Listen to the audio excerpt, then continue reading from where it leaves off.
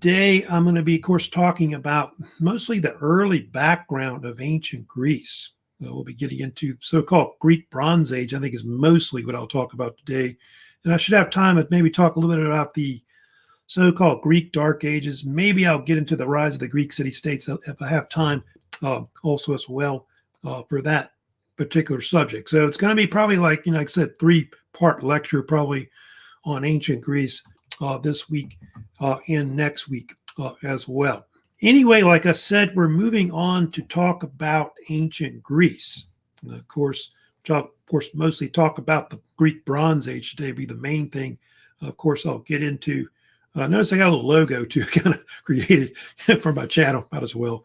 So anyway, yeah, we'll talk about ancient Greece. Greece is considered to be really the first European civilization that you really have. There may have been early people living already in Europe at the time, but it's considered the first civilization they have. It's like the one before, like the Romans, medieval civilization, medieval culture up to the Renaissance, and I guess modern Europe that we have today, which is all kind of influenced by it from a long time ago.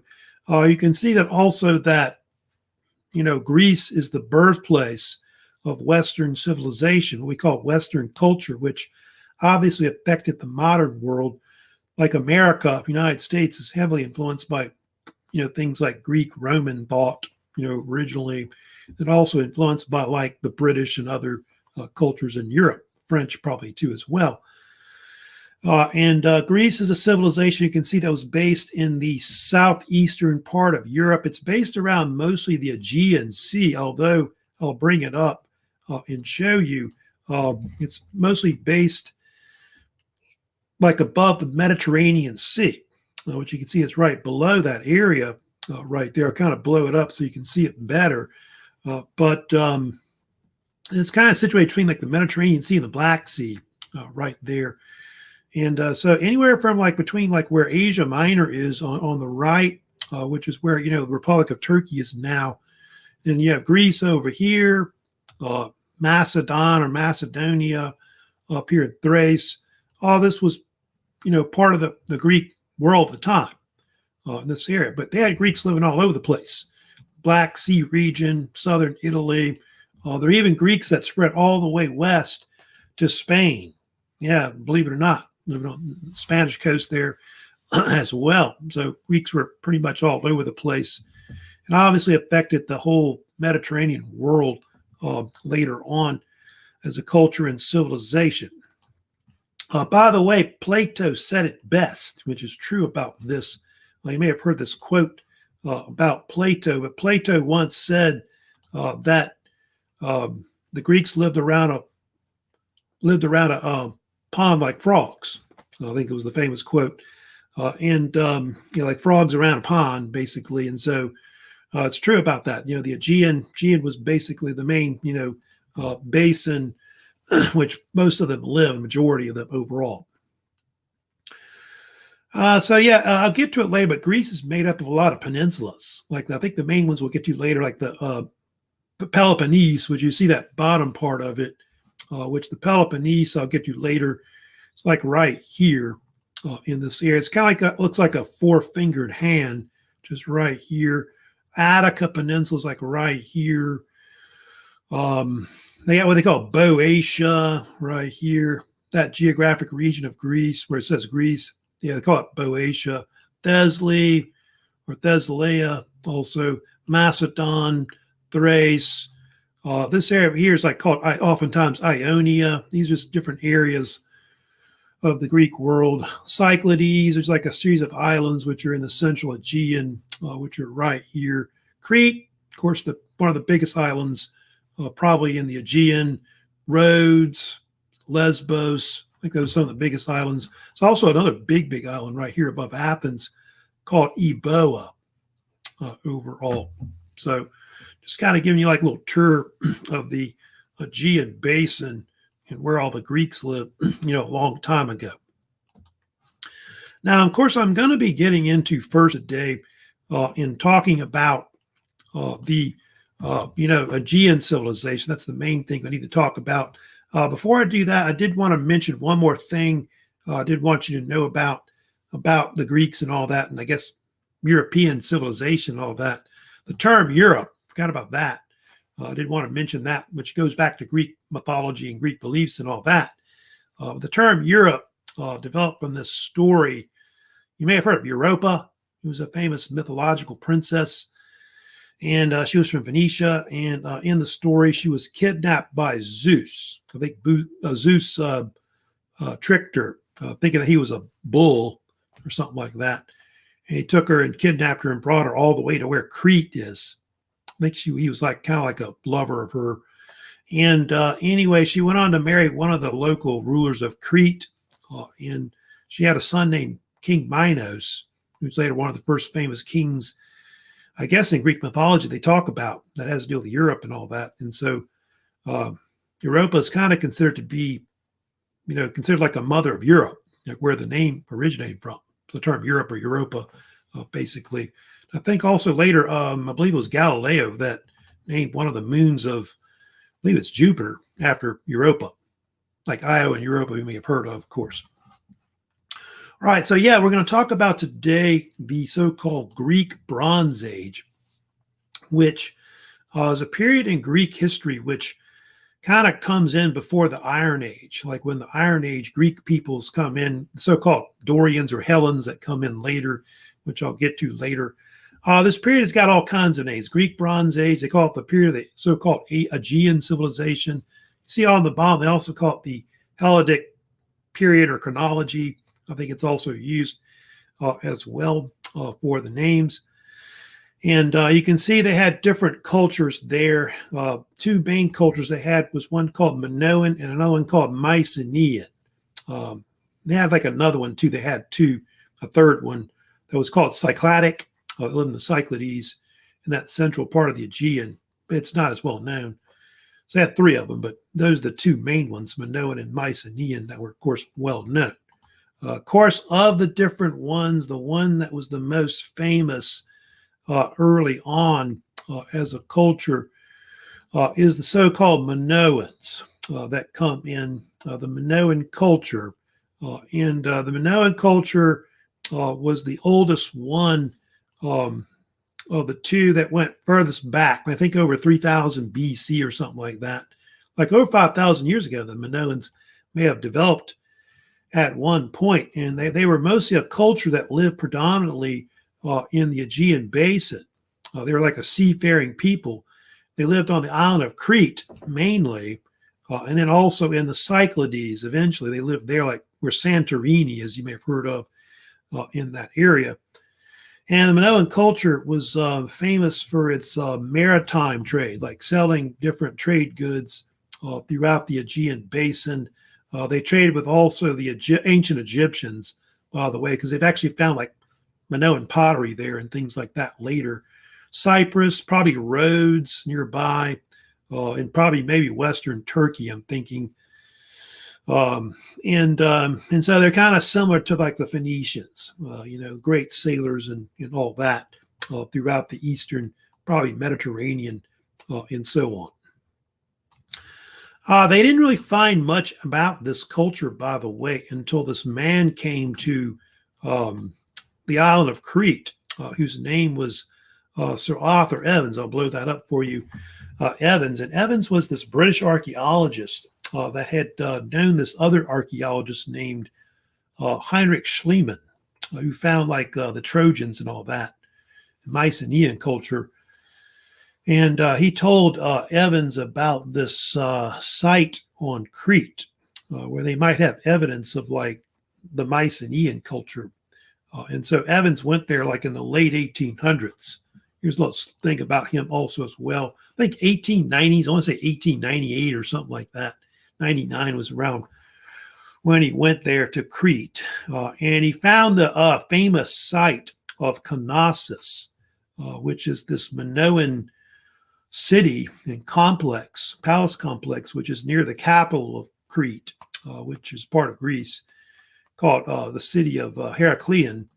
And I think I've got kind of a picture showing the ruins of Knossos, which was later rebuilt through Evans' design from reconstruction of it later. And I think when he found it, it was mostly in ruins, like it was mostly rubble. And so he actually rebuilt part of the sections of Knossos, which is a large palace complex that was there, which had like thousands of rooms in it, they think, at one point. And he famously found the so-called throne room, which still exists at Knossos, which may have been some kind of throne that was used by one of the Minoan Cretan rulers. Whether it was King Minos, they don't know about that.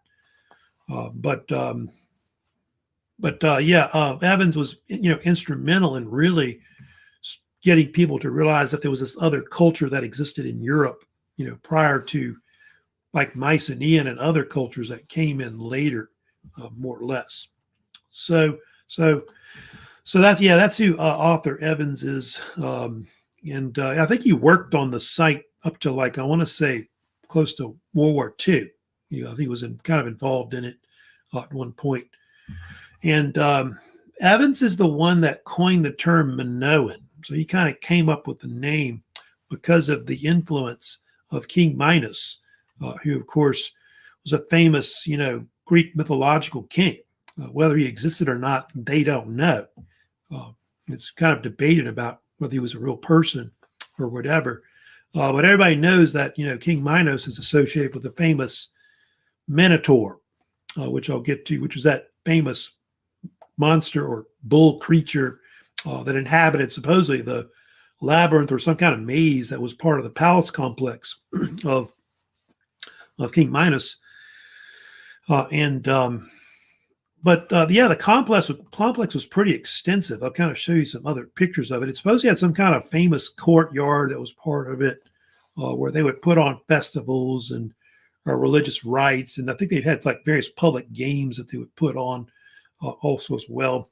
They do think that Knossos had multi-story buildings, apartment buildings where a lot of the people lived, more or less. Now, I'll get to it later. They were famous for their fresco paintings, where they would paint the walls and stuff like that. That probably is one of the most famous things that the Minoans are well known for. It's all their fresco paintings, etc.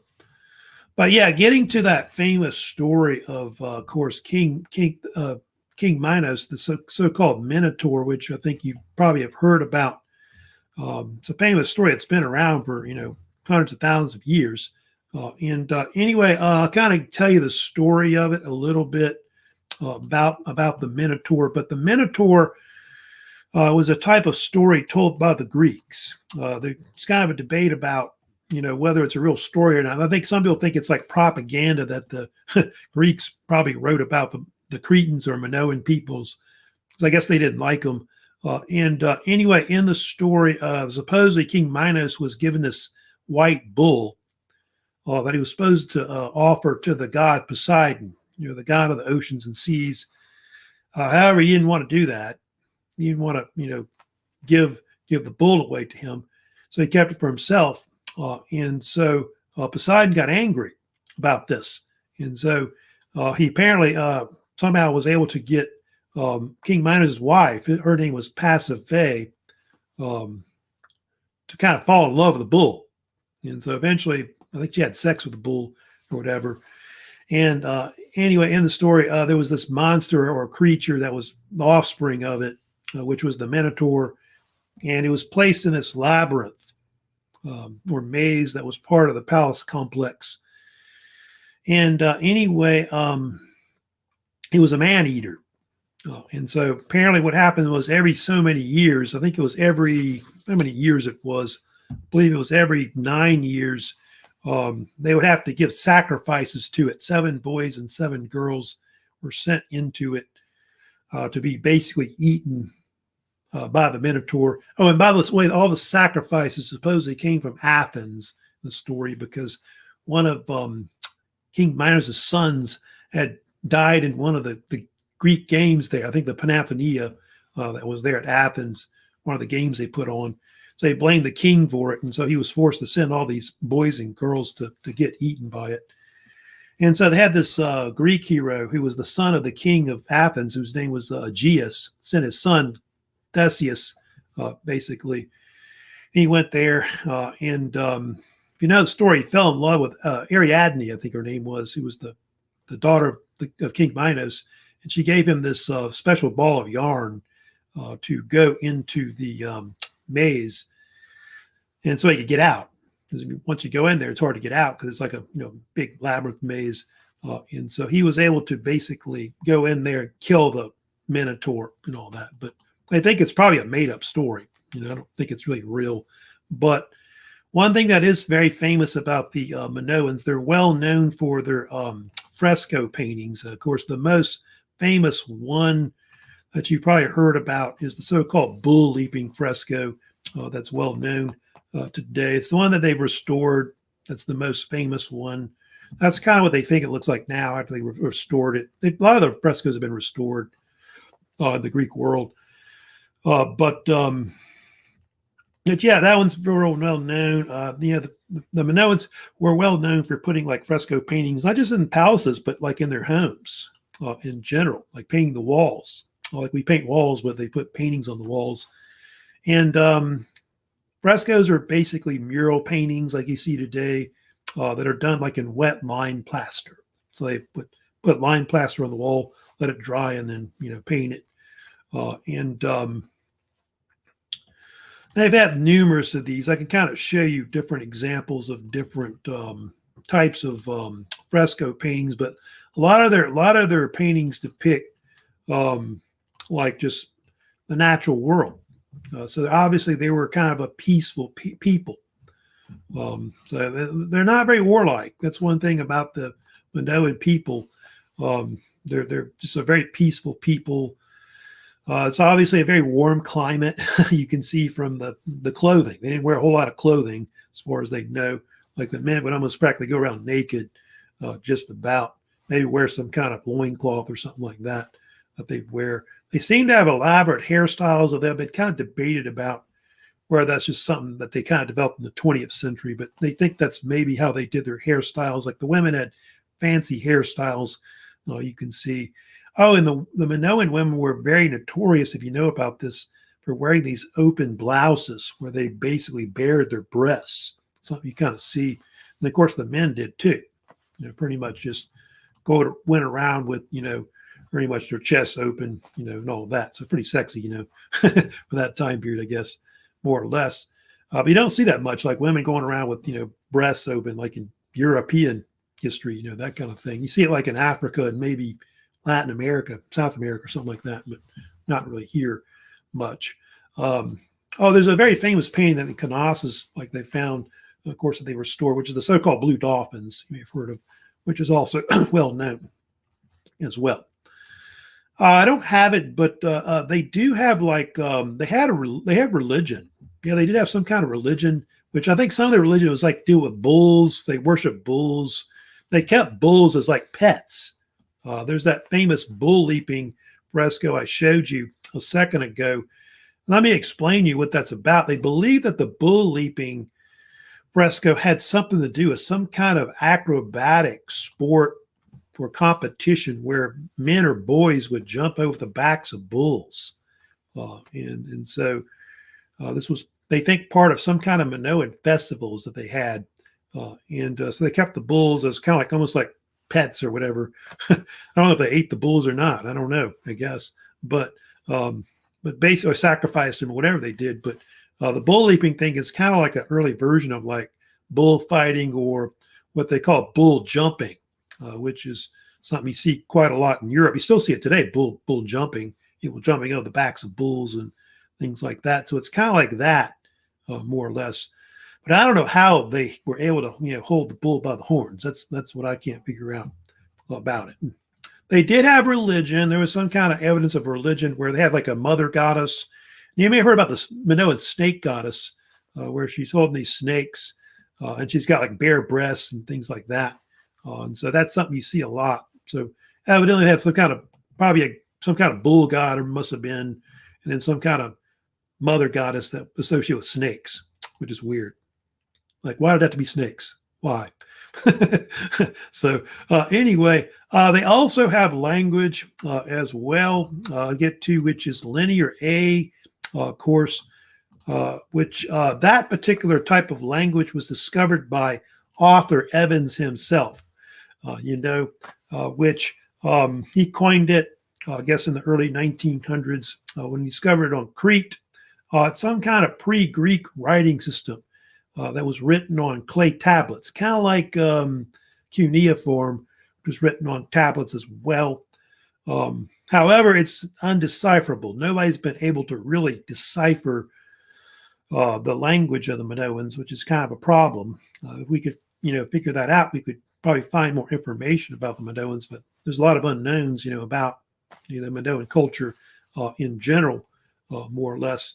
You can see, looks like that one in the middle looks like it's something that may have been even part of like a necklace or maybe an earring or something like that that was there. So they may have worn that.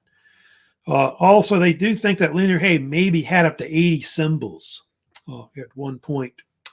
What's really weird about their language is actually cut into the actual or stamped even into tablets, like clay tablets, rather than, like, say, cuneiform. It's more like wedge-shaped stylus being used. That's pushed into the clay, I guess, instead, which is a little different the way they did the marks or whatever, more or less. Oh, going back to that little slide there, but they have this thing called the Phaistos disc that was found in Crete years ago, I think back in the 20th century. And it's this disc, it's a printed disc, which has some kind of, they think, an alphabet of the linear A language of the Minoans. And for years, people have been trying to decipher it and figure out what it is. Some people claim it's a forgery or whatever, but they don't really know if it's really real or not. So kind of a debate about that. Some people think it's real, but it's kind of a mystery about it. Also, there's I think I've got a picture to show you of the, Minoan pottery is kind of an old picture, but Minoan pottery is something they're kind of known for, which they use for wine, oil as well. Like I said, they have found Minoan pottery, Minoan stuff like that, and other works of art in like ancient Egypt. I think they've even found some ships that shipwrecked or whatever that they've discovered that. I think recently there was a ship found, I know, which had some kind of Minoan stuff on it or whatever, which is very, very interesting about that. So yeah, they had all trade goods that they found all over the place that are well known as well. Now, the other big thing they always talk about the Minoans is like what happened to them. The Minoans is a very interesting culture because of the mystery of what happened to them like as a culture, because they just got snuffed out overnight. Kind of like the Mayans, how they declined, or also the Indus people. They've also compared that as well. And they believe the Minoan culture disappeared due to cataclysmic or catastrophes that hit basically the Aegean basin. These were natural catastrophes, by the way, they think that actually occurred.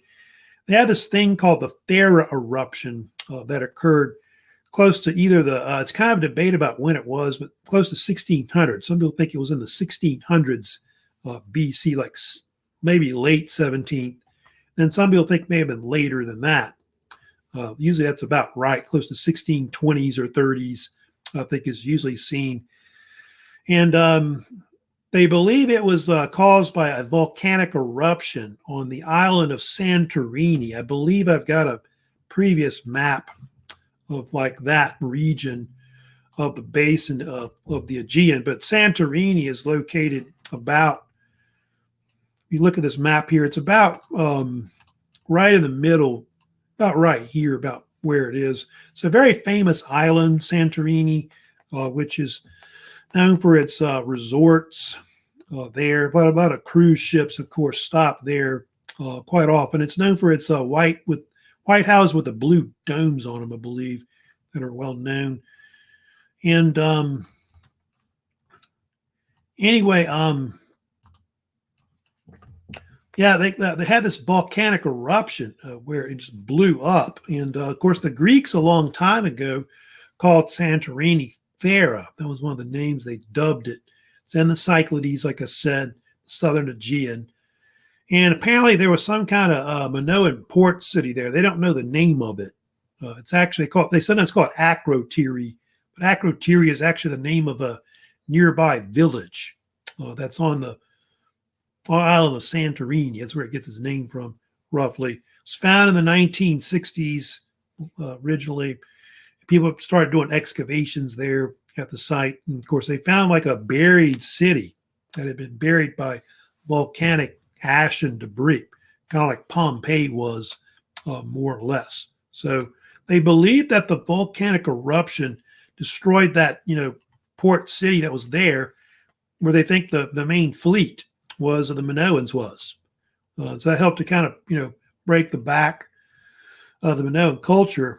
And they believe that once that happened, what occurred next, if you know about that, is it sent tsunamis racing south towards Crete. And so the island of Crete was basically buried with water. Like, I think the whole island was basically covered with water up to Mount Ida, like halfway up. Because I think they say they found on Mount Ida, which is the tallest mountain on Crete, they found actually debris there, like debris and like part of boats and stuff like that.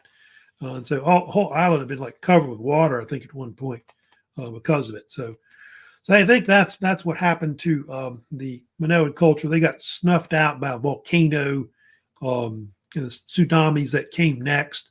They do think that earthquakes also occurred afterwards, which really helped to do even more damage. And that's why when Evans came and found Knossos, it was all in ruins because of, I guess, all the damage from the tsunami and earthquakes, et cetera, afterwards.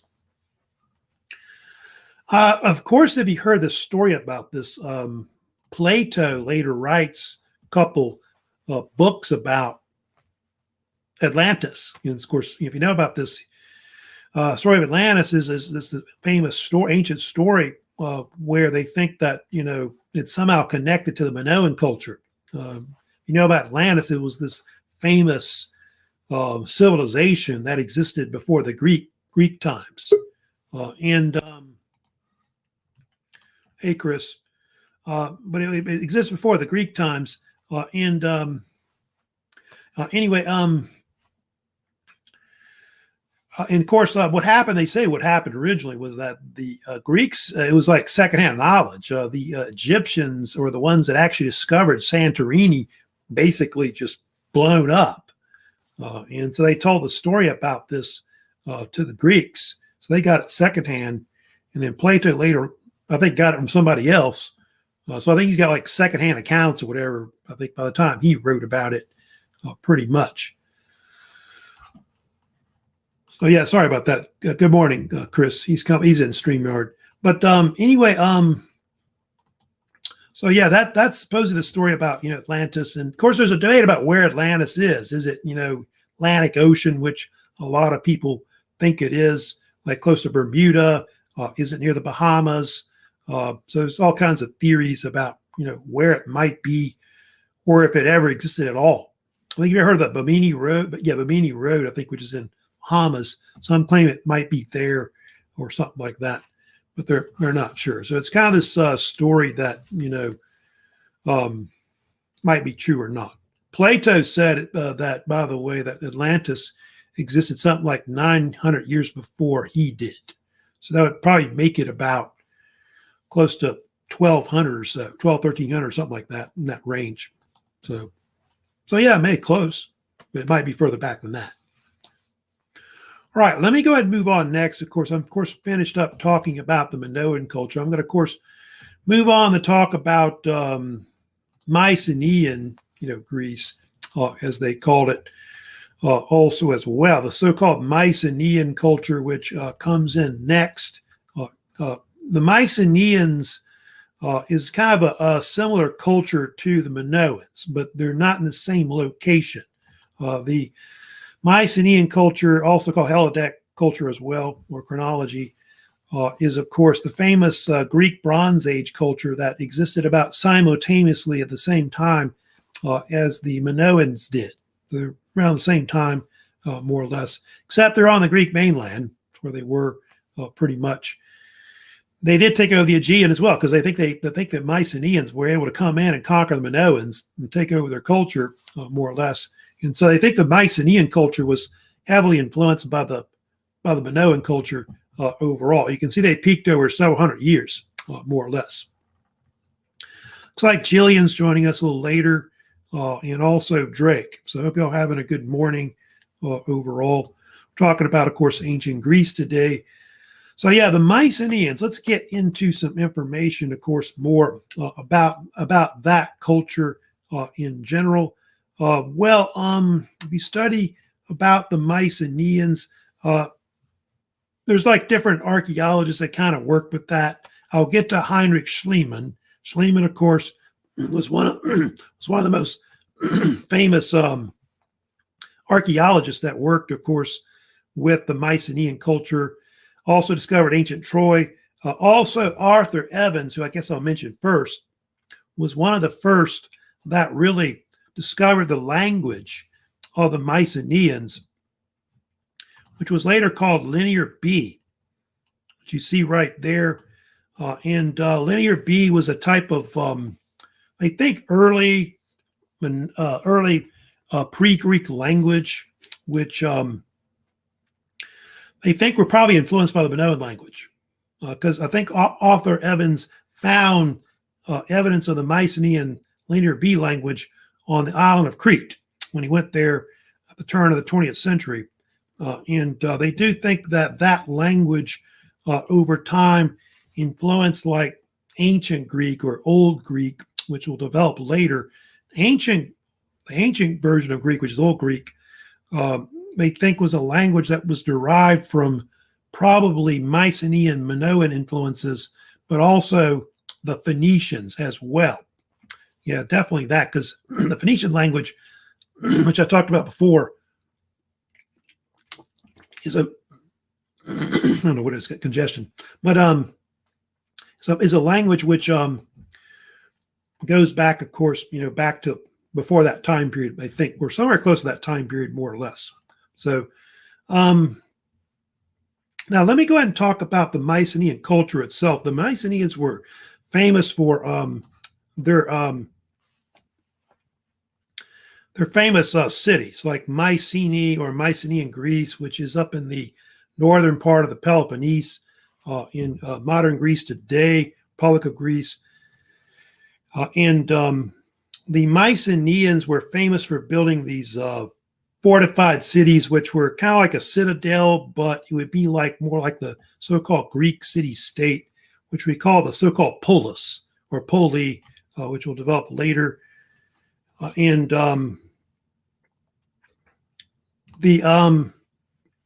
built these fortified cities, and of course the name Mycenae, of course, is where they get the term Mycenaean. They don't know the original name of the actual Mycenaean peoples that lived there. Although if you read about Homer, like in the Iliad, the Odyssey, he does mention the name Achaean as possibly being a name of the Mycenaeans. But that was also a name that they later used for all the different like Iron Age Greek peoples that came into Greece, so-called Hellenes. I think one of the tribes was called Achaean, named after, I think, Achaeus, who was related to, I'll get to Helen, who was one of the ancestors of the Greeks. But so yeah, they're not sure about that name, so they use that name Mycenaean to describe the culture more or less of this early Greek Bronze Age people. And they are known for their architecture. That's of course the big thing that's well known about Mycenae. Of course, here's a famous map. Here's a map showing the kind of depiction of like what Mycenae looked like. They do things like I said, it's built on a hilltop to kind of guard over the region, which gave a good view of, I guess, the area of Greece right there. You can see it was a palace complex, kind of like the Minoans were. So they had some kind of palace complex that was in the middle. It was a kind of a fortified city that was part of it as well. They also had various tombs and grave sites, which were also discovered later. Also, the city is notorious for having famous entrances into it, of course, which the most famous, of course, is the so-called Lion Gate, which, of course, is still there today. The Lion Gate's one of two entrances, the other one, of course, being the Postern Gate. The Lion Gate is a good depiction of, like, early architecture of like the Greek-Roman period later, like Greco-Roman architecture that you see later, more or less. Here's a better picture, of course, of the so-called Lion Gate, which is right here. And they're not sure when it was built. It's kind of a debate about that. Of course, I guess Heinrich Schliemann probably said that Agamemnon built it or whatever, but they don't really know. But they do think that the Lion Gate includes some kind of keystone here that helps to hold up basically the actual entrance into the city. Then it has these two lions or lionesses really that are next to each other with a column in the middle. So maybe this was like some kind of coat of arms that may have been for the I guess whatever dynasty that controlled the city, the state, and of course it may have been the house of Atreus. Who knows? Which was Atreus, and yet what Agamemnon and Menelaus, who were famous kings, of Mycenae that went back to the time of the Trojan War and all that. So they might be related to them, but there's kind of a debate about that, whether that's true or not. It is known for its Cyclopean walls, or what they call Cyclopean masonry, the way they constructed a lot of the walls and buildings at Mycenae. They're known for using a lot of limestone stones or also boulders as well, which are stacked up somehow or tightly. And there's no use of lime mortar, like no cement or anything like that being used. And so that's something that's different about that. And there was a joke, of course, about why they call it Cyclopean, because I think a long time ago, people used to joke that must have been built by the one-eyed monster Cyclops. And so hence the name being used, Cyclopean, more or less. Now, of course, I'm going to talk about a lot about this man named Heinrich Schliemann, you may have heard of, who's well known. Schliemann is very famous for doing a lot of archaeological work with the Mycenaean culture. He kind of, brings them about and makes them real famous and all that. Schliemann was actually a businessman. He was a merchant in Germany who was a millionaire, by the way. Even came to America. They did. He was actually, I think, had American citizenship. Got wealthy off of the California gold rush. But he had always been obsessed with the works of Homer, the famous Greek poet. And so he wanted to go into archaeology. And so Schliemann's very important. He's kind of this pioneer, in the field of archaeology, which was starting out in the late 19th century, which archaeology, broke away from kind of like anthropology. It's kind of part of that. So he was like one of the, one of several of these pioneers in it. Back then, there was no school, to learn how to become an archaeologist. You kind of just learned it on the trade, I guess, basically. And he was known for being controversial, though, with some of his archaeological methods. I don't know if you know it or not, but he did use dynamite here and there to clear out certain sections. He was excavating, which, dynamite was kind of a new thing that they had invented. Because I think Joseph Glidden, had invented it or something like. No, Alfred Nobel. That was the guy who invented it. Alfred Nobel, I think it was. But anyway, he excavated at Mycenae, Troy, I think Tyres, and a few other places. Of course, Troy's in Turkey. And the other sites, of course, in Greece. But like I said, he was obsessed with Homer. Like Homer, he thought, was the greatest writer in history, poet, and of course famous for the works of the Iliad, the Odyssey, which were written about the period of the Trojan War. Of course, the Iliad is about the Trojan War. And then, of course, the other epic, of course, the famous Odyssey story, of course, is about the adventures of King Odysseus of Ithaca, his journeys back to Ithaca after the Trojan War ended. Schliemann thought the stories were true. Like, if you know about this, a lot of people at that time thought that what Homer was writing about was just a bunch of mythology and so on. But Schliemann really believed that Homer was really talking about real places and all that, real historical events in general.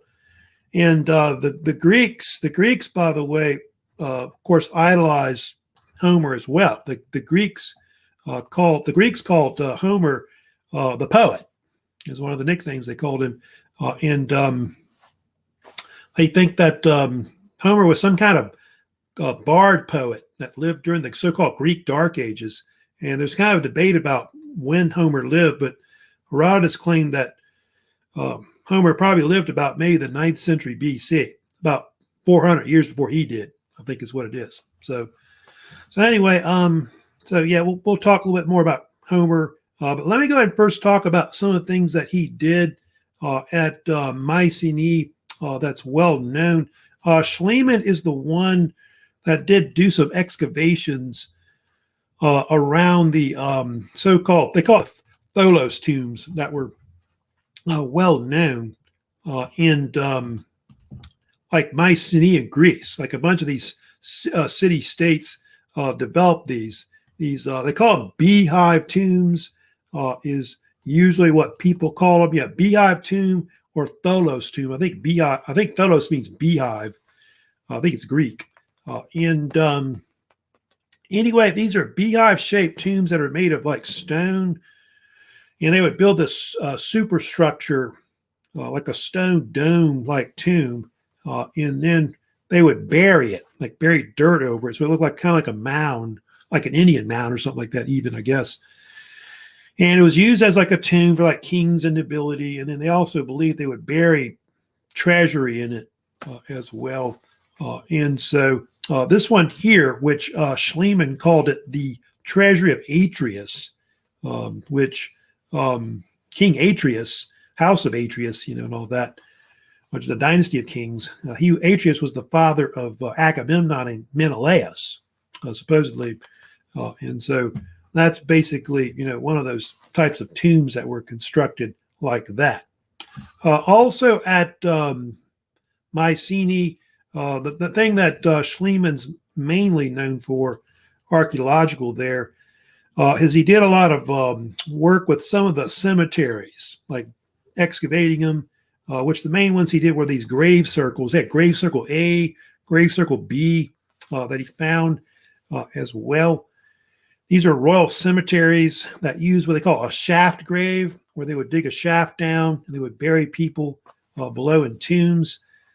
And he dug down into those graves, and he found not just the skeletal remains of the Mycenaean people, but he found a lot of like artifacts. Like he found out that the Mycenaeans, like a lot of the nobility, a lot of them were like warriors, soldiers, they would bury themselves with their armor on, their shields. Found daggers, cups, and rings and other things that were buried in there, like swords. I think some of the daggers are like solid gold, if you know about this. And there's this thing he found, of course, which is well known in ancient Greece. He found what they call the Mask of Agamemnon. That's well known. Yeah, the Mask of Agamemnon.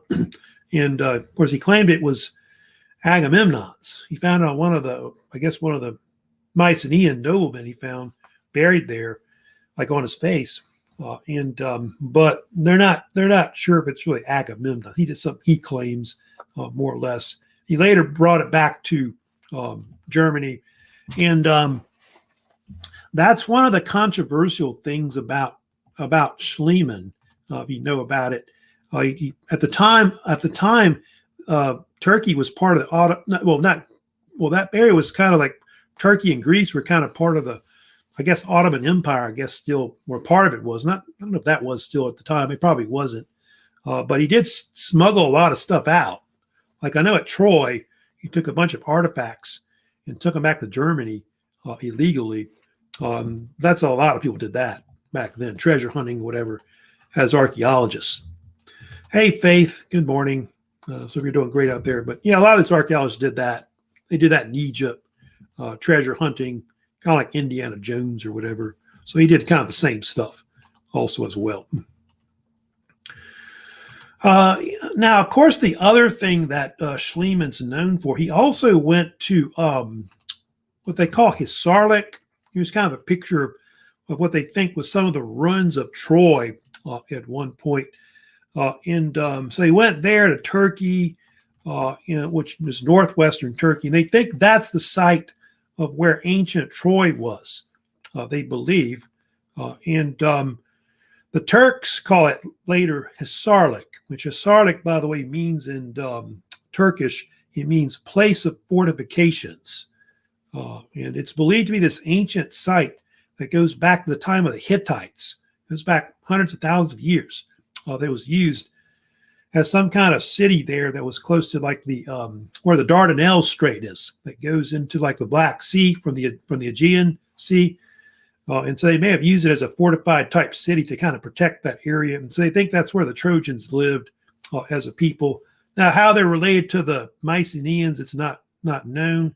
They may have been Greeks themselves. They just kind of were fighting each other because they kind of seem to be worshiping the same kind of gods. So it's just kind of weird about that story.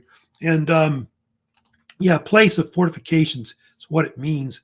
And when Schliemann dug there, he found out that this Troy or Hisarlik was basically this city that had been buried and rebuilt multiple times. There was like 9 cities like buried on top of each other. He claims that city, I think it's Troy 7 or 7A, might be the one that's on the bottom. That might be Troy, but they're not sure. Of course, he was controversial because he like using dynamite and blowing up stuff. So some of the layers were blown up, as he was trying to dig down or whatever. So crazy stuff like that. When he was there, he found this treasure, which is well known. You may have heard about this, but it's called Priam's treasure. It's real famous. And Priam's treasure was this kind of bunch of artifacts that he found buried in the walls at Hisarlik in Turkey. He kind of pulled them out of the wall. And it was like a bunch of artifacts. A lot of them were made of gold that you're looking at in that picture, like gold vases.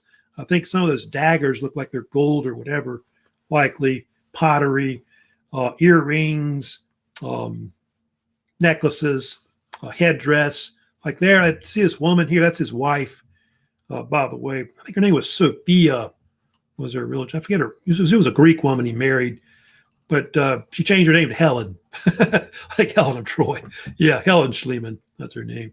But anyway, and then what happened was apparently he took the artifacts to Germany.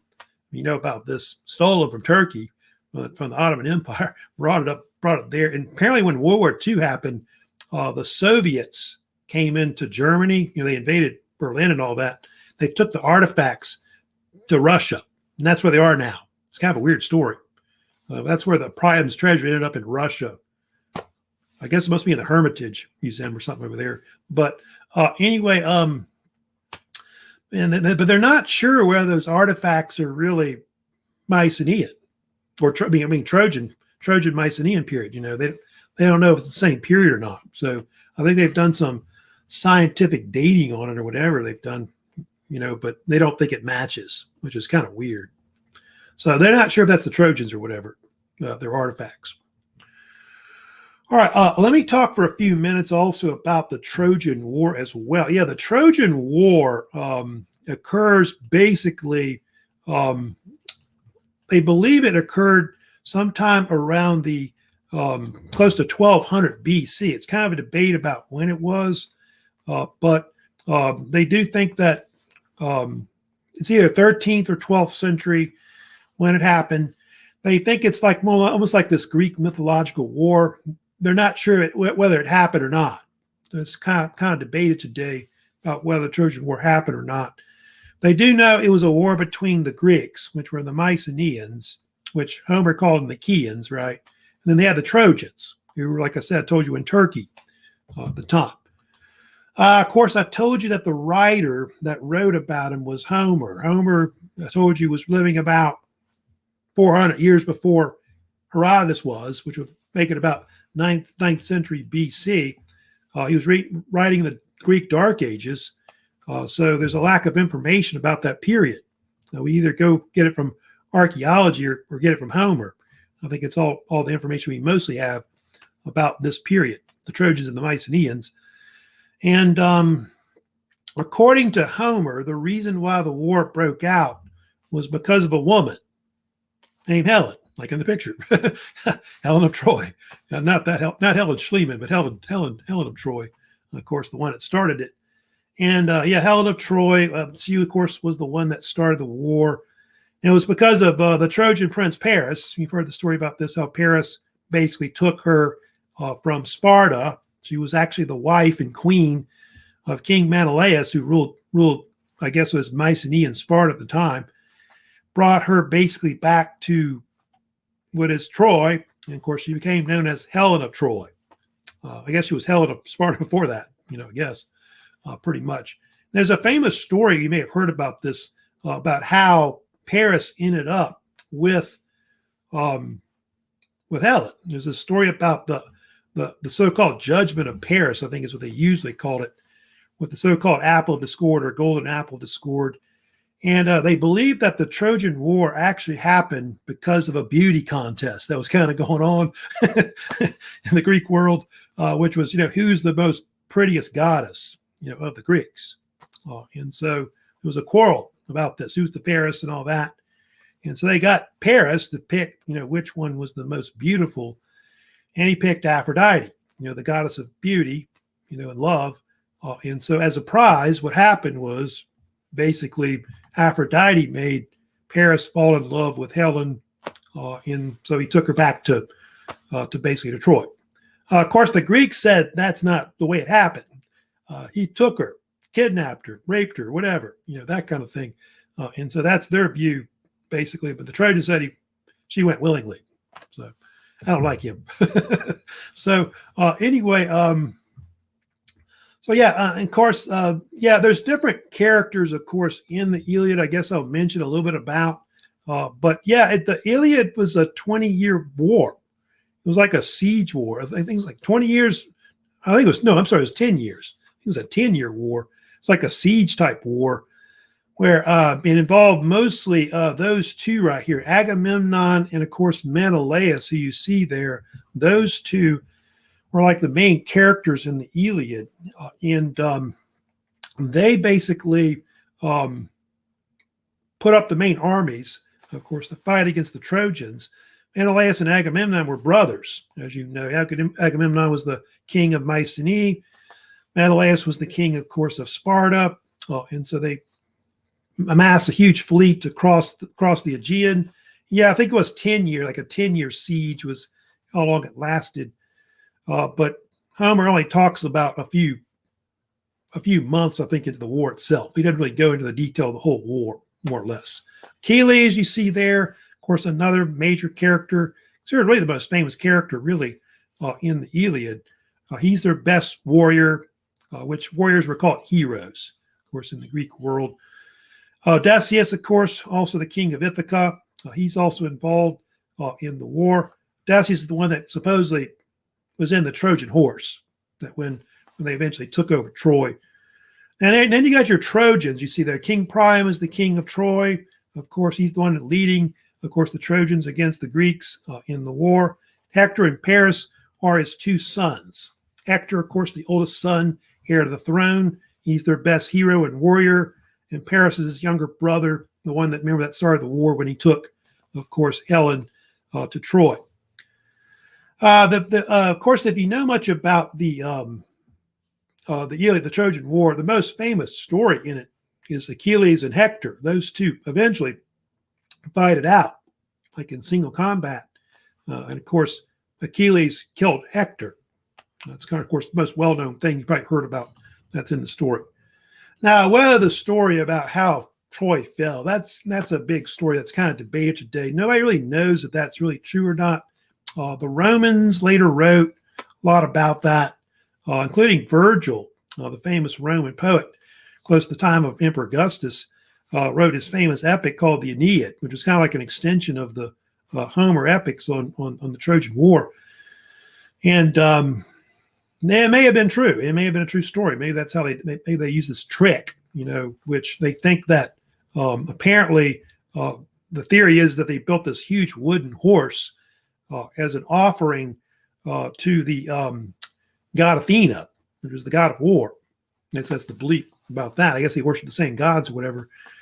And of course, they put men inside of it, which include Odysseus and his troops. And so when basically the Trojans wheeled it into their city, they basically just opened the gates from the inside and sacked it from within. So it's kind of like a Trojan horse virus. It gets in your computer and destroys from the inside out. It's kind of the same method, the idea of it. But they're not sure whether there was really a Trojan horse or not. So they don't really know if that's true. Like I said, it could have been a siege engine or a battering ram. They've talked about that theory also as well as a possibility it could be, but they're not sure about it. So, yeah, after that, basically, that was the peak. That was the last hurrah of the Mycenaeans. They declined as a culture, they think, after the Trojan War period, close to like around 1200 BC. There's this so-called late Bronze Age collapse that comes in. Have you heard about that? Where all these cultures in the Mediterranean world or Near East kind of just all of a sudden just falls apart and collapses at the time. And this is the same time period, by the way, of the so-called, remember the Sea Peoples? So-called Sea Peoples came in. Sea Peoples invade that Aegean area. They attacked Turkey and sacked the Hittites and destroyed them. They sacked the New Kingdom and caused them to decline as well. Minoans were kind of snuffed out also as well as a people. So you got all these different Bronze Age cultures that kind of come to an end right there. And it's going to bring on a period which is really chaotic called the so-called Greek Dark Ages. And so you get this decline in Greek culture at the end of the Bronze Age between that and the early Iron Age.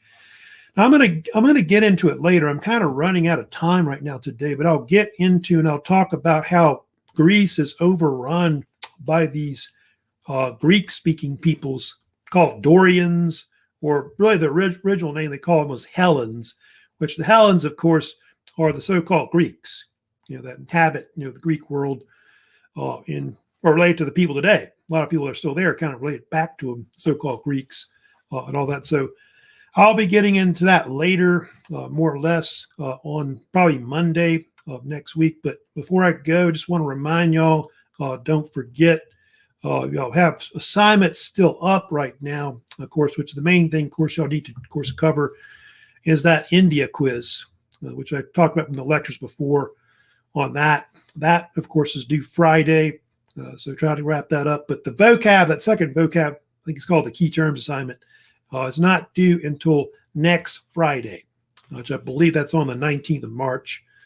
So I don't think anybody had any questions for me today. But like I said, if anybody has any questions, comments about this lecture, let me know later on my channel. Hope y'all have a good rest of the week, more or less, coming up. If you have any questions about anything about the class, just email me, at my email address that I got. So I'll see y'all next week. Y'all have a great weekend coming up and all that. So halfway through the semester right now, pretty much, as of now. So y'all take care.